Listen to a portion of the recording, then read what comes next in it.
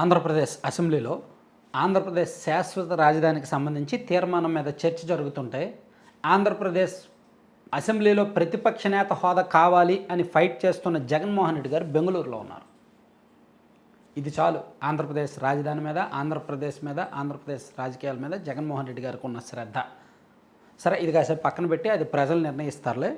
So ఈరోజు మన రాష్ట్ర రాజధాని అమరావతి అని శాశ్వతంగా గుర్తించేందుకు కేంద్రం ఆ మేరకు చట్ట సవరణ చేయాలంటే రాష్ట్ర అసెంబ్లీలో తీర్మానం చేయాలి. కాబట్టి ఆ తీర్మానం కోసం ఈరోజు రాష్ట్ర అసెంబ్లీ ప్రత్యేక సమావేశం జరుగుతోంది.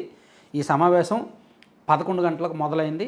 సమావేశం మొదలైన వెంటనే స్పీకర్ గారు సభ్యులందరినీ ఆహ్వానం పలికి రాజధాని తీర్మానం ప్రవేశపెట్టాలని అడిగారు. సో సీఎం చంద్రబాబు గారు తీర్మానం ప్రవేశపెట్టారు.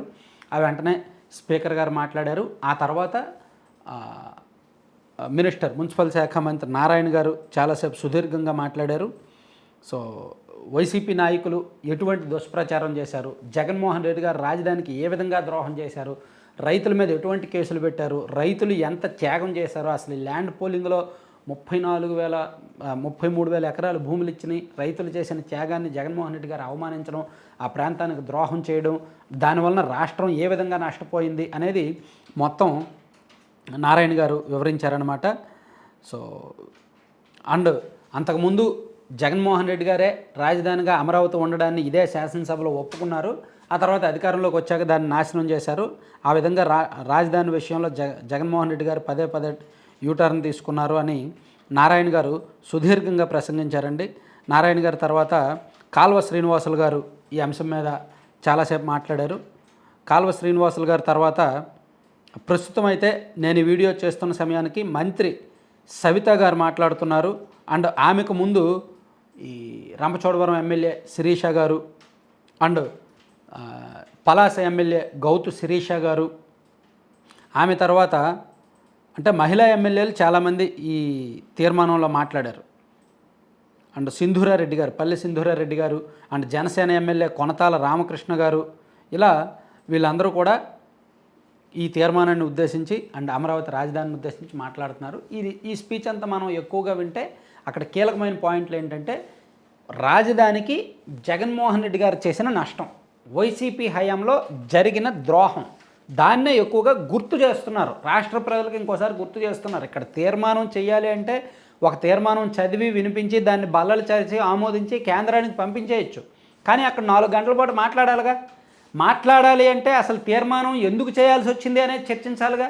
ఎందుకు చేయాల్సి వచ్చింది? ఇప్పుడు ఒక మొక్క ఉంది, దానికి కంచె ఎందుకు వేస్తారు? ఆ మొక్కని ఎవరైనా తినేస్తారు కాబట్టి దానికి కంచె వేస్తారు. సో ఇక్కడ రాజధానికి రక్షణ ఎందుకు కావాల్సి వచ్చింది? ఈ రాజధాని నాశనం చేయడానికి ఒకళ్ళు కాసు కూర్చున్నారు కాబట్టి. ఆ కాసు కూర్చున్నది ఎవరు? జగన్మోహన్ రెడ్డి గారు అని ఈరోజు అసెంబ్లీలో ఈ తీర్మానం చర్చ సందర్భంగా ఎమ్మెల్యేలు అందరూ కూడా అదే చెప్తున్నారు. సో వైసీపీకి అంటే ఒక రకంగా చెడుగుడు ఆడుకుంటున్నారు అసెంబ్లీలో. మీరు అది వింటే జగన్మోహన్ రెడ్డి గారు చేసిన ద్రోహం వైసీపీ హయాంలో రాష్ట్రానికి రాజధానికే కాదు, రాష్ట్రానికే అక్కడ భూములు ఇచ్చిన రైతులకి అండ్ యువతకు. సో ఓవరాల్గా ఈ నష్టం మొత్తం పోసగుచ్చినట్టు ఎమ్మెల్యేలు అందరూ వివరిస్తున్నారనమాట. కేవలం లేకపోతే 10 నిమిషాలండి తీర్మానం ఆమోదించి పంపించాడు. కానీ ఇంత మీటింగ్ ఎందుకు పెట్టారు? ఆ నష్టం తెలియాలి కాబట్టి, ప్రజలకు వివరించాల్సిన అవసరం ఉంది కాబట్టి. దీనికి వైసీపీ ఎమ్మెల్యేలు వెళ్తే బాగుండేది. ఆ 10 మంది కూడా వెళ్ళి ఉంటే ఈ తీర్మానంలో కనీసం ఒకళ్ళో ఇద్దరో మాట్లాడి ఉంటే, ఇదిగో మా హయాంలో జరిగింది, దాన్ని మరీ మీరు వద్దు, ఇంక మీరు ఏం చేస్తున్నారు అనుకోండో చెయ్యండి, మేము కొంత తప్పు చేసాము, మా తప్పును ఒప్పుకుంటున్నాము, భవిష్యత్తులో అమరావతి శాశ్వత రాజధానిగా మేము కూడా ఒప్పుకుంటున్నామని చెప్తే సర్లే వీళ్ళు చేసిన తప్పు తెలుసుకున్నారులే అని రాష్ట్ర ప్రజలు భావించేవాళ్ళు. కానీ ఎవరు ఎమ్మెల్యేలు వెళ్ళలేదు. ఈవెన్ జగన్మోహన్ రెడ్డి గారు అయితే రాష్ట్రంలోనే లేరు. రాష్ట్రానికి సంబంధించి అత్యంత కీలకమైన చర్చ జరుగుతున్నప్పుడు ఆయన లేరు. సో ఇది ఓవరాల్గా సాయంత్రం ఈ తీర్మానానికి సంబంధించి ఓవరాల్ మనం మాట్లాడదాం. ప్రస్తుతం అయితే జరుగుతున్న చర్చ ఈ విధంగా ఉంది. మ్యాక్సిమం అందరికీ కూడా ఇచ్చినట్టున్నారు, స్క్రిప్ట్లు ఇచ్చినట్టున్నారు. ఎవరు ఏమేమి మాట్లాడాలనేది ముందు రోజే చెప్పినట్టున్నారు. ఎవరెవరు ఈ తీర్మానంలో పాల్గొంటారు, ఈ చర్చలో ఎవరెవరు పాల్గొంటారు, ఎవరెవరు ఏం మాట్లాడాలి అనేది చెప్పినట్టున్నారు. అందుకని వాళ్ళందరూ అనర్గళంగా మాట్లాడుతున్నారు అన్నమాట.